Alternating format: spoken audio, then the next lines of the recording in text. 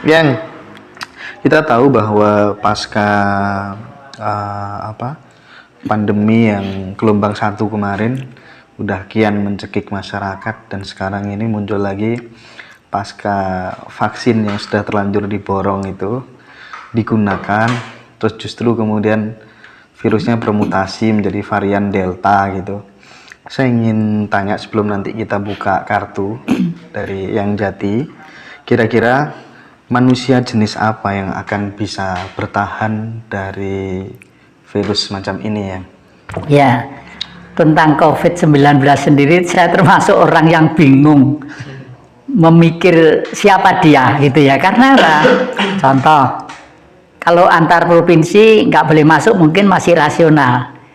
Tadi saya dapat telepon dari Kota Blitar, itu aneh. Kota kena pandemi ya, isolir, tapi kabupaten tidak. Pikiran saya loh, apa COVID itu tidak bisa nyebrang pagar. Jadi kayak aneh. Satu, yang kedua, di viral-viral ramai bahwa besok mulai tanggal sekian mulai sudah dibuka lagi loh. Kalau begitu COVID itu rekayasa manusia atau secara kodrati memang ada. Jadi sampai di mana akhirnya ya itu tadi. Saya kira-kira bulan April yang lalu itu buka kartu tarot, tanya tentang negeri ini. Apa jawabannya tarot? Sampai dengan akhir tahun ini isinya hanya dua, orang tukaran, orang gepuk-gepukan. Isinya hanya itu sampai akhir tahun ini. Jadi terus saya nggak kaget karena saya sudah nulis buku Jagat Merenovasi Diri, bahwa manusia ini nanti akan disisakan 27,3% seluruh dunia, disisakan sedemikian. Bahkan kemarin setelah saya mengikuti viral-viral itu, ada suatu negara yang misterius. Negara itu negara kapitalis ya, yang besar. Karena dia itu mata uangnya sudah hendak mendapat penghargaan di dunia karena stok emasnya sudah habis ya. Akhirnya dia berpikiran dunia ini ekonomi akan menjadi stabil dan langgeng ya kalau penduduknya tinggal 1/4. Itu kan gila. Artinya yang 3/4 itu harus dibunuh. Lewat apa? Dan lain sebagainya. Terus saya ikuti terus perkembangannya, ternyata ada ahli-ahli virus tertentu yang memang sengaja dibuat untuk disebarkan. Yang pertama kali kalau viral itu saya lihat itu kelihatan yang dibuat uji coba itu di daratan Cina, karena penduduknya 1,3 M ya. Nah, bayangannya dengan disebarin itu Cina akan tumbang. Ternyata Cina sekarang lebih hebat dari negara itu sendiri, dan mungkin sekarang ini termasuk terhebat di dunia. Lalu ada negara-negara yang bisa kita tengok sebagai toladan kacamata buat kita. Satu, Korea Selatan. Korea Selatan itu COVID-nya 0%. 0% ya, ini kan aneh. Lalu demikian juga di negeri Belanda itu yang dulu pernah dikatakan katanya menjajah negeri kita. Penjara itu tidak ada isinya, kosong. Kriminal tidak ada, perdata tidak ada, tukang copet tidak ada, apalagi koruptor tidak ada. Sampai berteriak di negara-negara tetangga, kalau negara-negara tetangga itu surplus tahanannya, mbok tolong dikirim ke penjara saya, karena penjara itu sudah dianggarkan oleh APBN-nya Belanda, tapi yang dingoni tidak ada. Jadi itu sebenarnya harus kita kaji kenapa bisa begitu.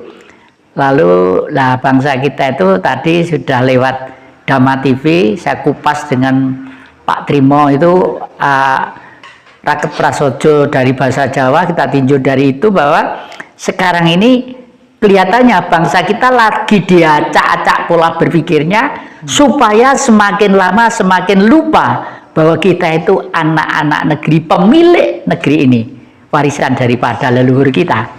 Itu. Okay. Tapi yang tidak bisa dibantah adalah ini merupakan sebuah bisnis farmasi dengan keuntungan triliunan yang sangat luar biasa ya, mulai termogan, masker, belum lagi Bill Gates yang bangun pabrik vaksin sangat luar biasa. Yang sebelumnya dia juga sudah mengatakan kelak dunia ini krisis gara-gara virus dan lain sebagainya gitu. Betul. Tidak masuk akal kalau ini. Tidak masuk akal sama sekali. Ya. Dan bahkan mereka itu jauh-jauh sudah membuat anti vaksinnya, antivirus ya. Itu kalau nggak salah mereka itu memproduksi sekitar 2016 kalau tidak salah itu. Betul. Cuman ini vaksin udah terlanjur diborong. Iya. Ya udahlah yang kita doakan mudah-mudahan ya segera berlalu lah yang ya. Ya. Saya geser ini kebetulan karena lama nggak ke sini, banyak titipan pertanyaan dari teman-teman. Apakah kita harus pindah agama yang Jatikusumo ketika dalam proses semedi itu melihat nabinya agama lain? Contoh, saya Muslim nih, tapi kemudian pada saat melakukan orang Jawa kan biasa semedi, ya, melakukan hening itu, kontemplasi itu, terus kemudian melihat ada Buddha, sosok Buddha gitu. Apakah kemudian itu harus pindah agama? Bagaimana tanggapan yang Jati? Saya pikir tidak perlu itu tidak perlu karena proses dialektika fisiologi masyarakat itu akan berkembang sesuai dengan era dan zamannya ya. Agama 2000 tahun yang lalu ya, dengan Kristen misalnya itu kan 2000 yang lalu ya, 2000 tahun yang lalu ya. Dengan Kristen yang sekarang seharusnya sudah berubah ya. Oleh karena itu di agama sendiri itu dijelaskan bahwa setiap kurun waktu tertentu akan dilahirkan seorang nabi. Lah ini kan jarang yang dipahami, jarang diterangkan dengan indah dan benar gitu loh. Karena apa? Karena saking agungnya Sang Maha Kuasa ya.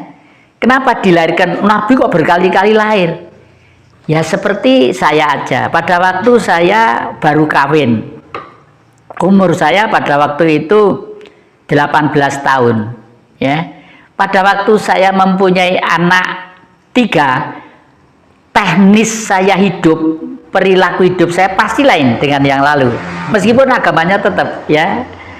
Apalagi sekarang cucu saya sudah 7, teknis pola hidup saya juga harus lain, mau tidak mau harus lain. Nah oleh karena itu setelah saya renungi, cermati perjalanan dialektika kehidupan masyarakat, ternyata selalu ada hukum di dalamnya yang isinya adalah tese, antitese, sintese.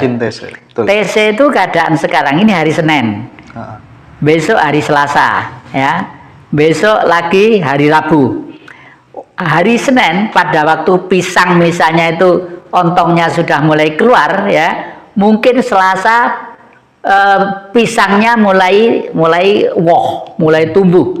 Mungkin sintesenya pisang itu akan berbuah, akan matang, dan kalau dimakan-makan bijinya akan jatuh, lalu tumbuhlah pisang-pisangnya baru. Itu hukum, dan ini hukum alam itu tidak bisa terbantahkan. Inilah termasuk hukum-hukum Tuhan. Nah, agama dalam satu sisi adalah mereka masih terjebak dengan teori-teori politik pada waktu tokohnya itu yang sang nabi itu ada. Misalnya Tuhan Yesus sekitar tahun 1 Masehi ya, sekitar itu ya. Era pada waktu itu di Eropa pun, di Israel pun, dimanapun lain ya, lain dah. Lalu Islam juga sama, Islam sekitar tahun 600 ya. Pada waktu Rasulullah memimpin di Jazirah Arab sana, diikuti dengan para pengikut-pengikutnya. Ya memang pada waktu itu beliau masih karismatik. Seorang nabi itu selalu karismatik. Karena apa? Karena nabi, pemimpin baru tadi itu bersamaan dengan istilah yang namanya wahyu. Ya, wahyu. Kalau pemimpin bisa dipilih lewat pungutan, bisa. Tapi kalau pimpinan bisa dipilih lewat pungutan, ya, bitingan. Tapi kalau pemimpin itu lahir karena kodrat. Bisa juga inkarnasi, bisa juga reinkarnasi. Nah, inkarnasi itu apa? Inkarnasi itu adalah hidup sekarang, yang lalu leluhur itu ngomong. Karena leluhur itu sebenarnya pada waktu berbentuk sukma itu begitu didoakan tuh langsung ke surga lah, kok enak, nggak ada itu. Hidup itu masih bergelombang sedemikian rupa. Kepercayaan si Jawa, kenapa kok saya sangat yakin atas kepercayaan si Jawa? Karena Jawa ini ada untuk membuktikan bahwa Sang Maha itu real hukumnya. Dan hanya dilakukan oleh manusia-manusia yang dirinya itu menyatu dengan dirinya. Oleh karena itu kita harus mengerti perbedaannya Allah dan Tuhan, ya. Asyhadu an la ilaha illallah wa asyhadu anna Muhammad Rasulullah. Allah itu Tuhan, tapi Tuhan bukan Allah.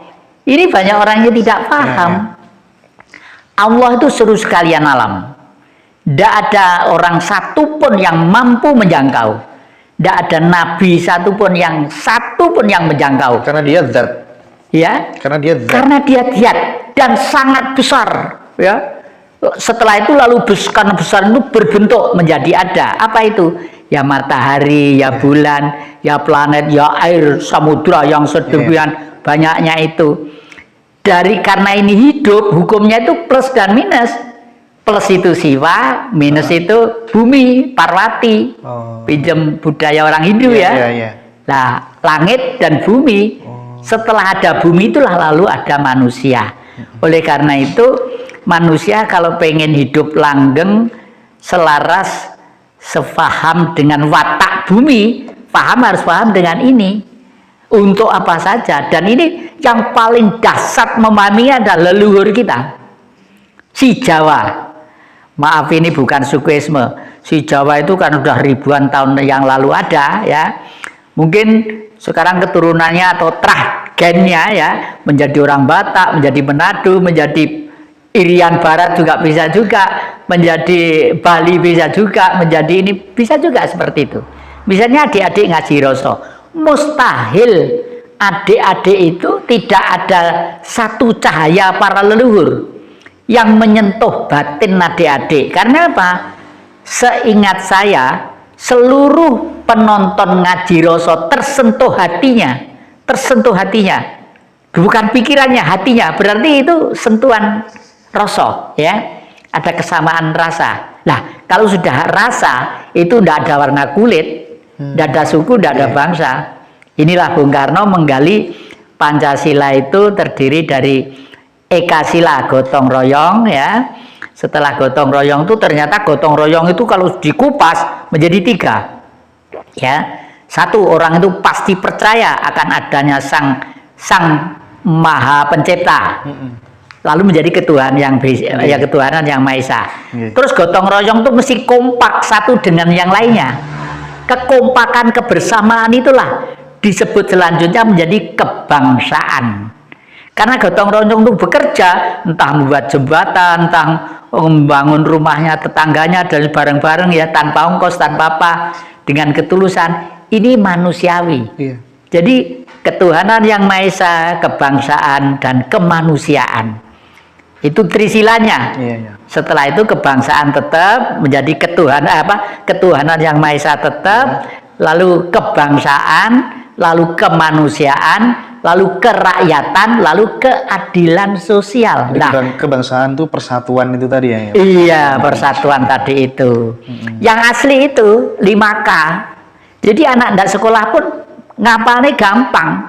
Waktu kakek masih kecil, di kantor-kantor desa itu tulisannya itu 5K itu. Orang tidak sekolah pun ngapalnya gampang.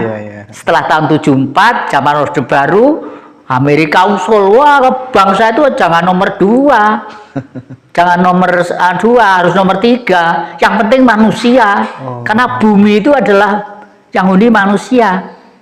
Karena apa? Tujuannya Amerika supaya kita ada kebebasan. Lah, kalau manusia diberi kebebasan sebebas-bebasnya, ya akhirnya seperti sekarang ini. Oh, itu berarti ada dorongan dari Amerika ya? Dari Amerika, sejak tahun 74 itu. Lalu dirubahlah menjadi Pancasila, menjadi P4 dan lain sebagainya itu.